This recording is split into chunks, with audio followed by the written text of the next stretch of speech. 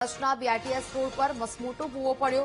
ભૂવામાં ફૂટ્યા BRTS બસના tyre કે જ્યાં રોડની વચ્ચે ભૂવો પડતા વાહન ચાલકોની મુશ્કેલીમાં વધારો થયો છે। 30 થી 35 ફૂટ ઊંડો ભૂવો પડતા વાહન ચાલકોમાં અકસ્માતનો ભય છે।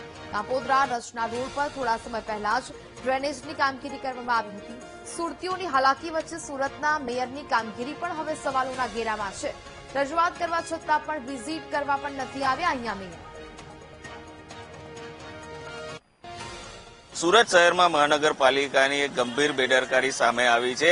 સુરતના કાપોદ્રાથી રચના બીઆરટીએસ જે રોડ છે, રોડ પર મસમોટો ભૂવો પડતા જે બીઆરટીએસ બસના ટાયર હતા એ પાછળના ટાયર ભૂવોમાં ખૂપી ગયા હતા। સદનસીબે કોઈ જાનહાનિ થઈ નહોતી, પરંતુ આ ઘટનાએ માર્ગની ગુણવત્તા અને અહીં જે ડ્રેનેજની કામગીરી હતી એ કામગીરી પર પ્રશ્નચિહ્નો ઉભા કર્યા છે। ત્યારે આ જે રચના બીઆરટીએસ રોડ પર અચાનક વિશાળ ભૂવો પડતા અફડાતફડીનો માહોલ સર્જાયો હતો અને ભૂવો એટલો મોટો હતો કે બીઆરટીએસ બસના પાછળના બંને ટાયર તેમાં ખૂપી ગયા હતા।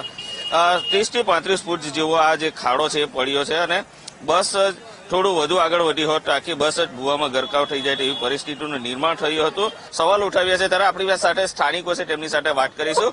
જે કયા પ્રકારની ઘટના બની હતી, આપ અહીંયા આવ્યા છો, શું પરિસ્થિતિ હતી? હું છેલ્લા 10 વર્ષથી આ વોર્ડ નંબર 4 વિસ્તારમાં રહું છું।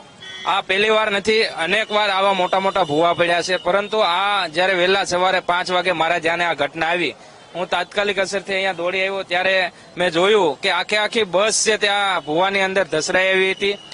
એક રિક્ષા ચાલક છે તેને પણ ઈજા થઈ હતી। એ તો સદનસીબે લોકોનો આભાર માનવો જોઈએ કે લોકોએ પોતાની જાતે અહીંયાથી લોકોનો જીવ બચાવ્યો છે।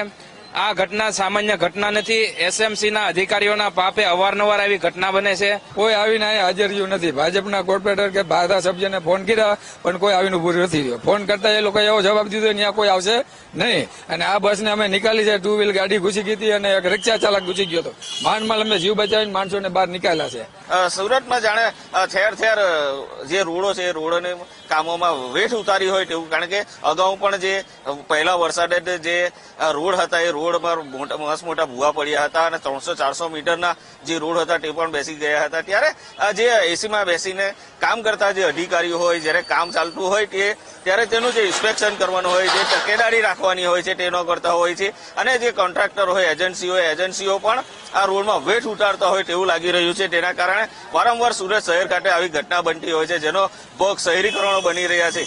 કારણ કે બસ તો બચી ગઈ છે, પણ સાથે જ એક રિક્ષા ચાલક હતો તે પણ બચી ગયો, તેને સામાન્ય ઈજા થઈ હતી। એક બાઇક ચાલક પણ ફસાયો હતો। સદનસીબે કોઈ જાનહાનિ ન થતા જ રાહતનો અસ્કરો અનુભવ્યો છે, પરંતુ જે પ્રમાણેની ઘટના છે એ ઘટનાને લઈને સ્થાનિકો રોષ મહાનગરપાલિકામાં ઠાલવી રહ્યા છે। કેમેરામેન સરજુ પારેખ સાથે Nirmal Patel, VTV news, Surat. Line હવે જોવું પડશે ખોલીને શું છે, આકસ્મિક છે આ થોડું, અને પાઇપ મે બી જે મશીનોની લાઈન દિવાલ છે એ ડેમેજ થયો તો એના કારણે પાઇપ બેસી ગયો। હવે અંડર ખોલશે પછી ખ્યાલ આવશે કે શું છે। રોડ બાબતે તો હું કંઈ નહીં કહી શકું, કારણ કે રોડનું શું છે મને આઈડિયા નથી। એ ઉપર માટી આ કહેવાય ને પાઇપ બેસી ગયો એના કારણે ધોવાઈ ગયા છે, ધોવાણના કારણે રોડ થોડો સેટલ થયો છે, બેઠો છે।